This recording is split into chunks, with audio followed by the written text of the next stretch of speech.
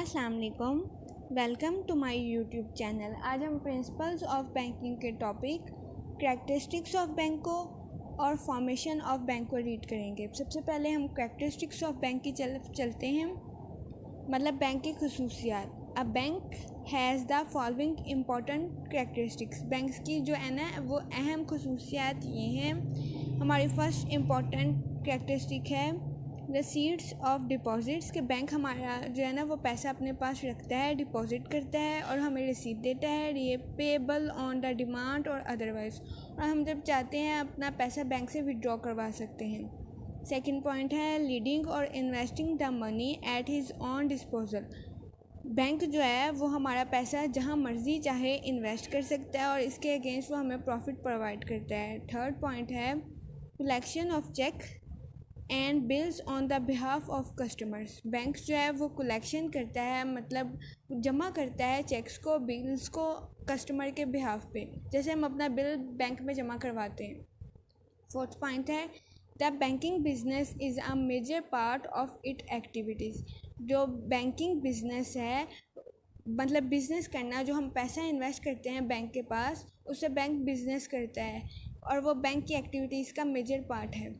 Fifth point है the word bank और banker is particularly use to describe such concerns. Bank और banker का जो वर्ड है वो इसी चीज़ों को डिस्क्राइब करता है। अब हम चलते हैं फॉर्मेशन ऑफ बैंक, मतलब बैंक की तामीर और बैंक का क़याम। Every country has it on political system and the logistic is made accordingly to the prevailing political system.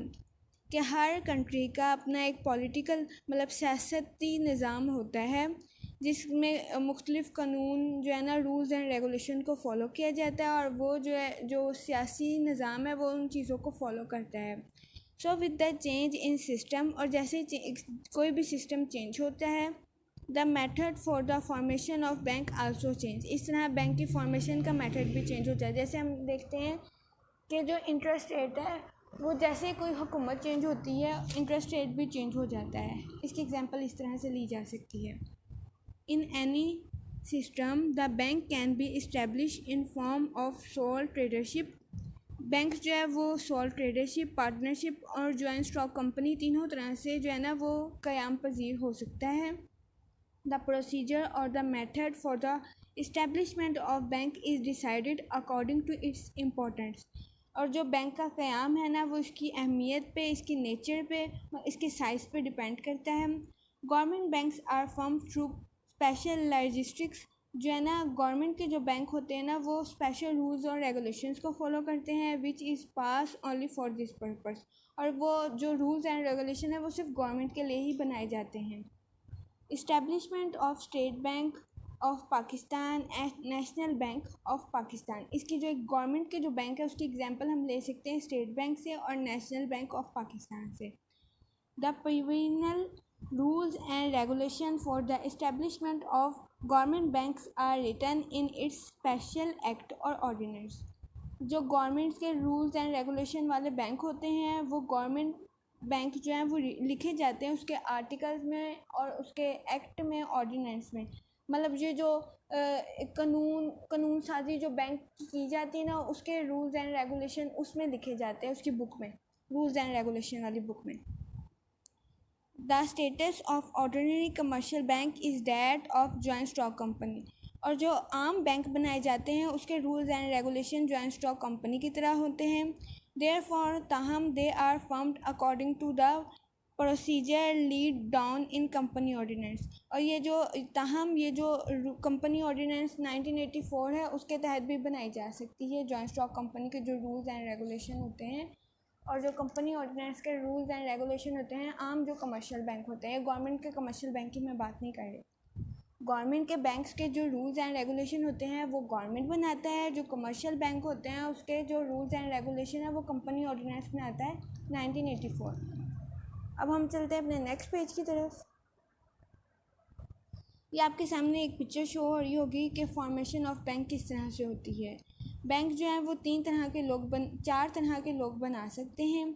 Bye royal order के जो बादशाही निज़ाम होता है उनके फरमान पे, बाय स्पेशल ऑर्डिनेंस जो बजरिया खुसूसी ऑर्डिनेंस होता है उसके through, by cooperative society act के जो अंजुमन ताजरान कमेटी जो होती है वो जो बैंक्स बनाती है उसके थ्रू, बाय कंपनी ऑर्डिनेंस जो कंपनी जो रूल्स एंड रेगुलेशन बनाती है उसके थ्रू। अच्छा जी, अब जब कंपनी ऑर्डिनेंस को रूल्स एंड रेगुलेशन बनाती है उसके आगे से 3 मेजर पार्ट्स होते हैं। प्रमोशन स्टेजेस, इनकॉर्पोरेशन स्टेजेस और सर्टिफिकेट ऑफ कमॉन्टमेंट। प्रमोशन स्टेजेस का मतलब होते हैं जब हम कोई बैंक बनाते हैं उसके लिए हम लोगों को क्या रूल्स एंड रेगुलेशन फॉलो करने हैं। इनकॉर्पोरेशन स्टेज में होता है जब वो बैंक जो है वो वो जो है ना प्रोसीजर उसका स्टार्ट हो जाता है, प्रोसेसिंग जो पार्ट्स में आ जाता है वो स्टेज होती है। और सर्टिफिकेट ऑफ कमिटमेंट जो होती है वो होती है जब बैंक बन जाता है, उसके लिए हमें क्या करना चाहिए। अब हम चलते हैं अपनी फर्स्ट पार्टी की तरफ जिसके थ्रू हम बैंक बना सकते हैं। By royal order in different countries where royal system is prevailing, कि जो मुख्तलिफ़ कंट्रीज़ हैं जहाँ पर जो बादशाही निज़ाम जो है ना वो नाफिज किया हुआ है। The banks are formed by the order of king, वहाँ पे जो बैंक्स बनाए जाते हैं वो किंग्स के ऑर्डर पे बनाए जाते हैं। For this purpose a special order is issue by the king, इस रीज़न के लिए जो है ना वो स्पेशल ऑर्डर किंग की तरफ से जो है ना वो अनाउंस किया जाता है या लागू किया जाता है। Which included all the legal provisional required from the formation of bank, इसमें जो है ना वो रूल्स एंड रेगुलेशन जो होते हैं वो किंग बनाता है और यही बैंक की तामीर के लिए अहम किरदार अदा करते हैं, जैसे चार्टर बैंक ऑफ इंग्लैंड और रॉयल बैंक ऑफ स्कॉटलैंड। अब हम चलते हैं अपने नेक्स्ट पॉइंट की तरफ। हमारा सेकंड पार्टी जो है वो है स्पेशल बाय स्पेशल ऑर्डिनेंस, के जो स्पेशल ऑर्डिनेंस खसूसी ऑर्डिनेंस के थ्रू जो बैंक बनाए जाते हैं। If it is necessary to form a particular bank to meet the economic requirements of the country, जब कोई पार्टिकुलर ख़ास बैंक जो है ना वो किसी भी कंट्री की माली या माशरी हालत को देख के बनाया जाता है ना तो उसको कहते हैं economic requirement of the country, और इसके लिए स्पेशल रूल्स एंड रेगुलेशन जो है वो स्पेशल ऑर्डिनेंस ही फॉलो करता है। Then a bank can be formed by special ordinance, the ordinance is pass by the parliament of the country, और ये जो ऑर्डिनेंस स्पेशल ऑर्डिनेंस जो होता है ना वो कंट्री की पार्लियामेंट पास करती है। All rules and regulation are describe in the same ordinance, और जो तमाम कायदे ज़वाबित होते हैं वो इसी कंट्री के पार्लियामेंट डिसाइड करती है इन ऑर्डिनेंस में। जैसे इसकी एग्जांपल हम ले सकते हैं SBP मतलब state bank of Pakistan and ZTBL मतलब ज़राई तरक्याती बैंक। अब हम चलते हैं अपने थर्ड पार्टी की तरफ by cooperative society act. In our country these banks are establish under cooperative society act 1925। अच्छा, मैं एक आपको बात बता दूँ, एक्ट्स जो है ना उनकी डेट आप लाजमी याद कर लीजिएगा जो उनके ईयर्स हैं। जैसे 1925 जो है वो कोऑपरेटिव सोसाइटी का एक्ट है और कंपनी ऑर्डिनेंस का 1984 है। ये आपको शॉर्ट क्वेश्चन में भी वो पूछ सकते हैं और MCQs में भी पूछ सकते हैं। और अगर आप लिखेंगे ये लॉन्ग क्वेश्चन में इस ईयर को तो आपको इसके अलग से मार्क्स मिलेंगे, वो समझेंगे कि स्टूडेंट को क्वेश्चन आता है। They may be registered with the registrar of cooperative society at provisional head quarter. जो ये रूल्स एंड रेगुलेशन होते हैं वो कहाँ से बनते हैं? Cooperative society at provisional head quarter से, जो उनका मेन ऑफिस होता है। These are usually non schedule bank, ये जो होते हैं ना आमतौर पर नॉन शेड्यूल मतलब गैर फरिश्ती बैंक होते हैं, मतलब ये स्टेट बैंक के अंदर नहीं आते, जो बैंक गवर्नमेंट के होते हैं ना उसके अंदर नहीं आते। ये स्पेशल एक प्राइवेट बैंक जिसको कहते हैं वो होते हैं। आगे जाके मैं आपको शेड्यूल और नॉन शेड्यूल की भी डेफिनेशन बताऊंगी आगे जो क्वेश्चंस आएंगे हमारे। But can become schedule bank after fulfilling the requirements of state bank. जैसे मैंने आपको बताया कि जो शेड्यूल बैंक होते हैं वो स्टेट बैंक को फॉलो करते हैं, मतलब उसके रूल्स एंड रेगुलेशंस को। और जो नॉन शेड्यूल बैंक होते हैं वो खुद ही प्राइवेट बैंक होते हैं जो प्राइवेट रूल्स एंड रेगुलेशन को फॉलो करते हैं। The first cooperative bank was establish in 1851 in Germany. जो पहला जो था ना वो कोऑपरेटिव बैंक जो बना था वो 1851 में बना था जर्मनी में। In Pakistan, a federal cooperative bank was set up in 1976 और पाकिस्तान में जो फर्स्ट बैंक बना था ना कोऑपरेटिव बैंक, वो 1976 में बना था। अब हम चलते हैं अपनी फोर्थ पार्टी की तरफ, बाय कंपनी ऑर्डिनेंस। आप जानते हैं, मैंने जैसे आपको बताया है कि इसमें आगे 3 और पार्ट्स हैं। अच्छा, अब हम चलते हैं अपनी फोर्थ पार्टी की तरफ। In Pakistan the bank was establish under company act 1913। जो ये बैंक पाकिस्तान में सबसे पहले बना था वो 1913 में बना था। इसके एक्ट के थ्रू बना था, मतलब इसके रूल्स एंड रेगुलेशन के थ्रू बना था। But government got the authority in this regard after the process of nationalisation in 1974। फिर जो गवर्नमेंट ने क्या किया, गवर्नमेंट ने रूल्स एंड रेगुलेशन बनाए नेशनलाइजेशन के 1974 में, कि जो सारे बैंक होंगे वो नेशनल बैंक, जो नेशनलाइजेशन कौमी जो होते हैं ना, कौम को जो है ना वो फॉलो करेंगे, उनकी पैरवी करेंगे कौमी बैंक की। And now banks are form under company ordinance 1984। और अब जो बैंक बनते हैं ना वो कंपनी ऑर्डिनेंस 1984 के थ्रू बनते हैं। जो अब मतलब इसका मतलब ये है कि पहले जो लॉज और एक्ट थे उनको फॉलो नहीं किया जाता, अब जो लॉ फॉलो किया जाता है वो 1984 का लॉ फॉलो किया जाता है। ये भी मैं आपको क्लियर कर दूँ। For the formation of bank under company ordinance the first step is to get permission from the central bank. जो कंपनी ऑर्डिनेंस, अच्छा इसको भी मैं बता दूं, आपको क्लियर कर दूं कि जो कंपनी ऑर्डिनेंस होती है वो सेंट्रल बैंक को फॉलो करती है, मतलब स्टेट बैंक को। और ये शेड्यूल बैंक की ही एक टाइप है, मतलब शेड्यूल बैंक इसको ही कहते हैं। अब मैं कहाँ थी, company ordinance the first step is to get permission from the central bank. जो कंपनी ऑर्डिनेंस होता है वो सबसे पहले परमिशन लेता है सेंट्रल बैंक से। After getting permission the bank is registered with the registrar. इसके बाद जो होता है ना वो बैंक रजिस्टर्ड होता है रजिस्ट्रार से of joint stock company, following with the procedure of forming a bank under company ordinance 1984। और जो बैंक्स की फॉर्मेशंस के जो मेजर पार्ट है ना कंपनी ऑर्डिनेंस में, ये फॉर्मिंग है। अब हम चलते हैं अपने फर्स्ट मेजर पार्ट की तरफ, प्रमोशन स्टेजेस, मतलब जो उसके क़याम की स्टेजेस, जो स्टार्टिंग पार्ट्स जो हमें फॉलो करने चाहिए या किए जाते हैं कंपनी ऑर्डिनेंस में। It is a stage one concern people promoters, मतलब पीपल को प्रमोटर्स भी कहा जाता है, जो उस चीज़ से रिलेटेड होते हैं उनको प्रमोटर कहा जाता है। Take following step to form a bank. सबसे पहले होता है idea. Before starting the business promoter have to think about the nature and type of the bank business. सबसे पहले जब भी हम कोई चीज़ बनाते हैं हम ये सोचते हैं ना कि हमने इसको कैसे करना है। इसी तरह बैंक बनाते वक्त भी हमें ये ख्याल आता है या हमें ये सोचना चाहिए कि ये बैंक की नेचर क्या होगी, कि ये होगा जैसे इस्लामिक बैंक होगा या दूसरा सिंपल बैंक होगा। And type of the bank business, और किस टाइप का ये बैंक बिजनेस होगा, बैंक होगा। अब हम चलते हैं नेक्स्ट पेज की तरफ। प्रीलिमिनरी इन्वेस्टिगेशन, इब्तदाई तहकीक। After deciding the nature and type of the business, जब हम इसकी नेचर और उसके बिज़नेस की टाइप डिसाइड कर लेते हैं, promoter go in the preliminary investigation and make out plans as regard to the availability of capital and required staff। फिर उसके बाद जब हम नेचर और टाइप बिज़नेस की डिसाइड कर लेते हैं, फिर प्रमोटर क्या करता है, वो कैपिटल के बारे में डिसाइड करता है और स्टाफ के बारे में डिसाइड करता है कि कौन सा स्टाफ, उसको किस तरह का स्टाफ रिक्वायर्ड है और कितना कैपिटल, मतलब कितना सरमाया उसको चाहिए होगा बैंक को बनाने में। थर्ड पॉइंट है एस्टिमेशन ऑफ प्रीलिमिनरी एक्सपेंसेस, मतलब इब्तदाई उसको क्या क्या खर्चे आएंगे बैंक को बनाने में।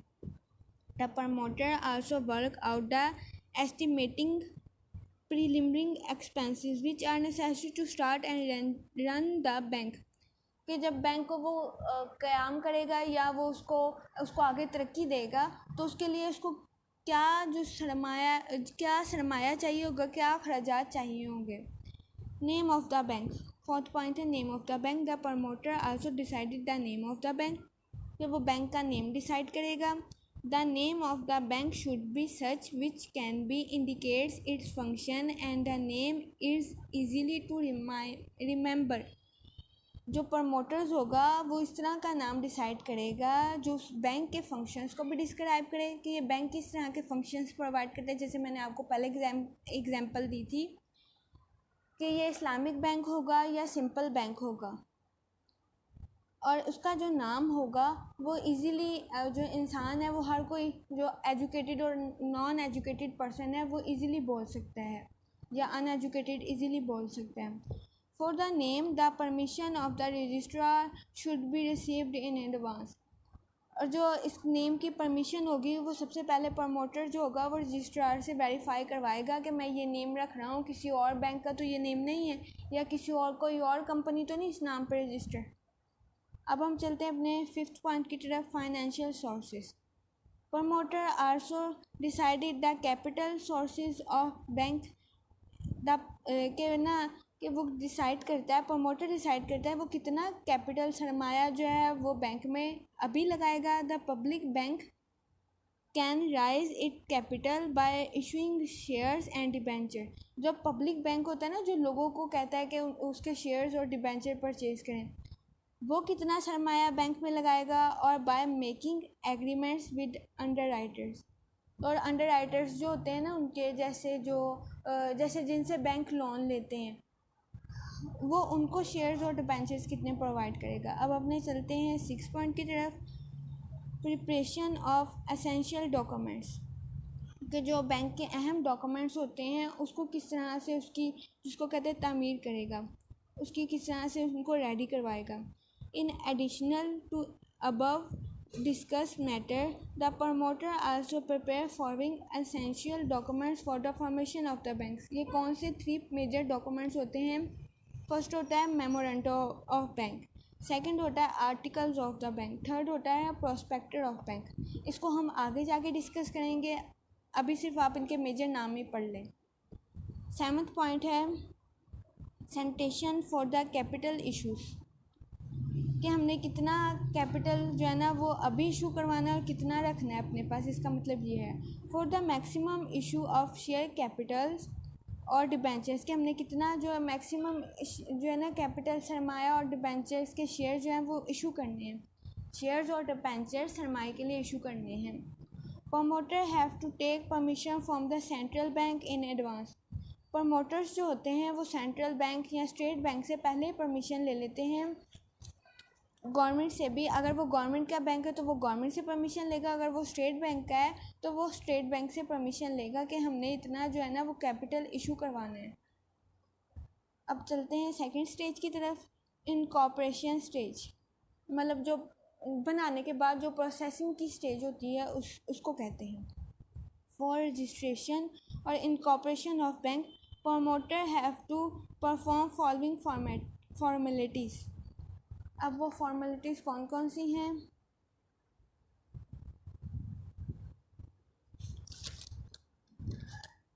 Filling of documents, following documents have to be submitted by the promoter.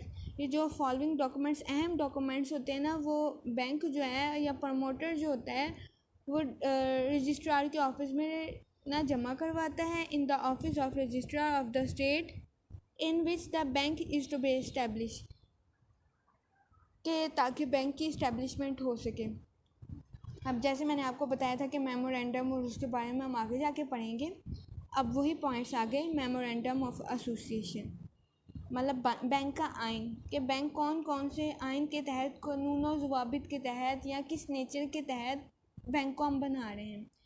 This documents indicates the name of the bank along with the address of registrar office, कि बैंक का नाम क्या होगा, बैंक का रजिस्टर्ड ऑफिस क्या होगा, कि मतलब बैंक का हेड ऑफिस क्या होगा, and the name of the state.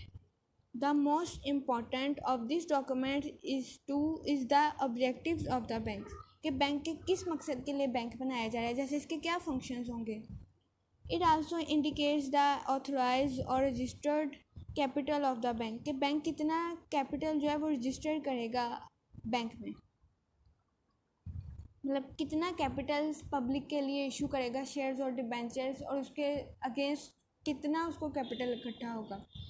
Second point is article of association. This document concern bylaws for the internal control and management.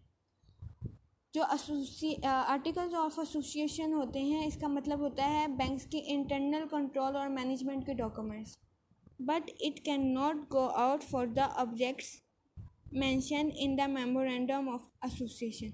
लेकिन इसमें ना जो चीज़ें हमने मेमोरेंडम ऑफ एसोसिएशन में मेंशन नहीं की, जो ऑब्जेक्ट्स या जो मकसद, वो इसमें हम मेंशन करेंगे आर्टिकल ऑफ एसोसिएशन में। थर्ड पॉइंट है लिस्ट ऑफ डायरेक्टर्स। मतलब इसमें हम डायरेक्टर्स का नाम लिखेंगे कि लिस्ट बना के ना रजिस्ट्रार को देंगे। Promoter have to send a list of the name of directors, occupations मतलब उसके पेशे की, एड्रेस की, along with their declaration that they are ready to take the qualification shares to the registrar.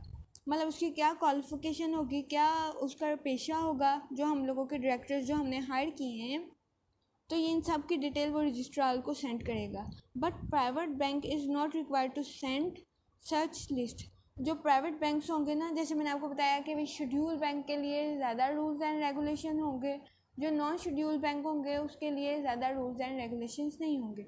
जो शेड्यूल बैंक होंगे वो state bank के rules and regulation मतलब स्टेट बैंक को फॉलो करेंगे। जो नॉन शेड्यूल बैंक होंगे वो प्राइवेट बैंक होंगे, वो उनका जैसा दिल चाहेगा वो काम करेंगे, लेकिन इसका मतलब ये नहीं है कि वो अनलीगल काम करें। अच्छा, अब हम चलते हैं नेक्स्ट पॉइंट की तरफ। Return concern of directors. All directors whose names are in the list have to give their concern that they are ready to act as directors of the bank. पहले तो सिर्फ लिस्ट प्रोवाइड की थी ना, अब return concern में directors अपना name लिख कर और वेरिफिकेशन करेगा कि हाँ मैं इस काम को करने के लिए रेडी हूँ। This concern should be send to the registrar. अब नेक्स्ट पॉइंट है डिक्लेरेशन ऑफ क्वालिफाइंग शेयर्स, कि वो कितने शेयर्स इशू करेंगे। Directors have to submit a declaration certificate that they have taken up qualifying share and paid up the money और paying it near future to the registrar.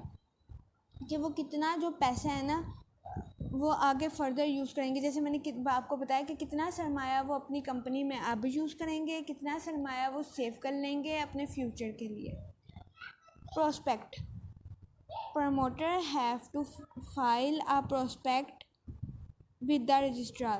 Prospectus में ये होता है कि जैसे हम जैसे किसी कंपनी का या किसी कॉलेज का किसी स्कूल का प्रोस्पेक्टर होता है ना, कि नाम क्या है, फुल डिटेल जिसको कहते हैं हम, कि कौन कौन से हम लोगों को हायर कर रहे हैं या क्या क्या किस किस फील्ड के लोग हैं, क्या उनकी क्वालिफ़िकेशन है, ये होता है prospect. This is non necessary in the case of private bank. जैसे मैंने आपको बताया कि ये जो नॉन शेड्यूल बैंक है उसके लिए नेसेसरी या प्राइवेट बैंक के लिए नेसेसरी नहीं है।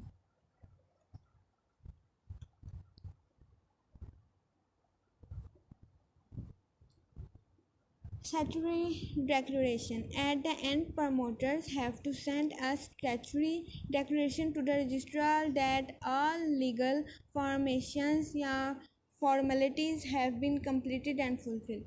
लास्ट पे जो प्रमोटर होगा वो ऑल लीगल डॉक्यूमेंट्स जो होगा ना उसकी वेरिफिकेशन जैसे हम करवाते हैं ना, एक वेरिफिकेशन सेंड करेगा, एक वेरिफिकेशन लेटर सेंड करेगा कि मैंने जो बैंक है ना उसके सारे लीगल डॉक्यूमेंट्स आपको प्रोवाइड कर दिए हैं, अगर कोई इशू या कोई प्रॉब्लम है तो अभी डिस्कस कर लें। अब है payments and payment of registration fees. For the registration of bank the registration fee is also paid to the registrar which can be divided in the following three parties. Application and documents filling fees. कौन कौन सी तीन parts या तीन parties होती हैं जिसमें फ़ी जो है ना वो उसके हिसाब से डिवाइड की जाती है। Application and documents filling fees के हिसाब से, रजिस्ट्रेशन फ़ीस के हिसाब से और stamp fees on the memorandum and articles. फिर उसके रूल्स एंड रेगुलेशन के हिसाब से, रजिस्ट्रेशन के हिसाब से और उसके एप्लीकेशन के हिसाब से। Certification of incorporation. अब रजिस्ट्रार जो होता है ना वो सर्टिफिकेट प्रोवाइड करता है जैसे कि हाँ आपका ये काम हो गया है। If the registrar find all the documents right and thinks that all the formalities have been done, then he issue the certificate of incorporation to promoters. जैसे मैंने आपको बताया कि जब वो देखता है कि हाँ सारे डॉक्यूमेंट्स जो हैं वो सही हैं और कोई चीज़ की गुंजाइश नहीं है, तो वो सर्टिफिकेट प्रोवाइड कर देता है प्रमोटर्स को। After this the private bank can start it business. इसके बाद जो प्राइवेट बैंक होता है वो अपना काम शुरू कर देते हैं, और जो पब्लिक बैंक होता है उसके बारे में आपको मैं बताऊंगी क्या उसको आगे करना पड़ता है। अच्छा, अब आपके सामने एक सर्टिफिकेट की पिक्चर शो हो रही है, सर्टिफिकेट ऑफ इनकॉर्पोरेशन, जिसमें लिखा हुआ है सबसे पहले डेट, फिर लिखा हुआ है I am hiring by certificate that ABC bank limited of Lahore is incorporated under the company ordinance, आगे इसका एक्ट लिखेंगे, and that bank is limited bank given under my seal in Lahore, आगे रजिस्ट्रार का नाम आएगा, जॉइंट स्टॉक कंपनी का नाम आएगा। अब हम चलते हैं अपने थर्ड पॉइंट की तरफ, थर्ड पार्ट की तरफ। After getting certificate of incorporation every public bank has to obtain the certificate of commitment to start is business activities. जैसे मैंने आपको बताया कि जो पब्लिक बैंक होता है उसको आगे भी और भी काम प्रोसीजर करना पड़ता है। प्राइवेट बैंक का प्रोसीजर इनकॉर्पोरेशन तक ख़त्म हो जाता है, लेकिन पब्लिक बैंक जो होता है, जो शेड्यूल बैंक होता है, वो आगे और भी प्रोसीजर्स करता है, which require the fulfilment of following conditions. अब उसको क्या और काम करने पड़ते हैं?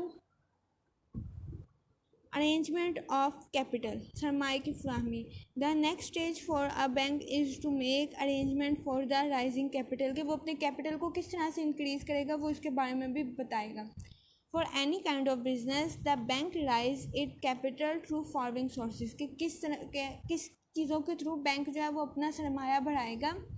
बाय इशूइंग शेयर्स, के शेयर्स के थ्रू, बाय इशूइंग डिबेंचर्स के थ्रू, बाय सेविंग्स के थ्रू। अच्छा, मैं अब आपको ये बात क्लियर कर दूँ, जो पब्लिक बैंक होते हैं वो अपने शेयर्स डिबेंचर्स जो होते हैं वो पब्लिक लोगों के साथ, मतलब आम हम लोग आवाम के साथ, जनरल पब्लिक के साथ शेयर कर सकते हैं। जो प्राइवेट बैंक होते हैं वो अपने शेयर्स और डिबेंचर्स जनरल पब्लिक के साथ शेयर नहीं करते। और सेविंग्स, मतलब जो बैंक जैसे हम सेविंग्स करते हैं, आम इंसान जनरल पब्लिक सेविंग्स करती है, ऐसे बैंक्स भी सेविंग करते हैं अपने फ्यूचर के लिए। Issuance of prospects, the bank issuance prospect for selling shares to public. The interested investor apply for the share through nominated banks by the depositing the requirement amount। जैसे मैंने आपको बताया कि ना जो जनरल पब्लिक होती है फिर वो शेयर्स और डिबेंचर्स के अगेंस्ट जो है वो ये पब्लिक बैंक को अमाउंट प्रोवाइड करती है और पब्लिक बैंक उसको सेव कर लेता है उस अमाउंट को। Minimum subscriptions, after receiving application from the public for purchasing share, it is also certified that the amount for share have been received and the amount is not less than the minimum subscriptions। मतलब public bank जो होता है वो ये भी उनको बताता है रजिस्ट्रार को, या डॉक्यूमेंट जब फिल करवाता है पब्लिक जो बैंक होता है, कि ये मैंने इतने शेयर्स और डिबेंचर्स जो हैं वो आम पब्लिक को इशू करूँगा इतने टाइम में, और इतने शेयर्स जो हैं वो मैं सेव कर लूँगा। ठीक हो गया, ये उसी के बारे में उन्होंने बताया। अब फोर्थ पॉइंट है अलॉटमेंट ऑफ शेयर। अब वो किस तरह से शेयर जो है वो आम जनरल पब्लिक को देगा। The bank allot the shares according to the provision of memorandum and the decision to allot shares it commitment to applicant through the letters. उसके बाद बैंक क्या करेगा, बैंक ये भी बताएगा कि मैं किसके थ्रू, जैसे किस लेटर के थ्रू, वो लेटर भी वो उसके साथ रजिस्ट्रार के साथ शेयर करेगा कि मैं इस लेटर के थ्रू, इस सर्टिफिकेट के थ्रू जो है ना वो मैं जनरल पब्लिक को शेयर्स इशू करूँगा। मतलब वो एक कॉपी जो है ना जनरल पब्लिक वाले लेटर की कॉपी रजिस्ट्रार को भेजेगा। After verifying the foregoing documents the registrar issue a certificate of commitment of business to public bank. इसके बाद इन सब चीज़ों के बाद जो है ना, जब वो कैपिटल के बारे में भी बात कर लेगा, जब वो प्रोस्पेक्ट के बारे में भी बात कर लेगा, जब वो सब्सक्रिप्शन के बारे में भी बात कर लेगा, या जब वो अलॉटमेंट के बारे में भी बात कर लेगा, तो उसके बाद आम पब्लिक बैंक जो होगा, आम जो शेड्यूल बैंक होगा, वो अपना काम स्टार्ट कर सकेगा।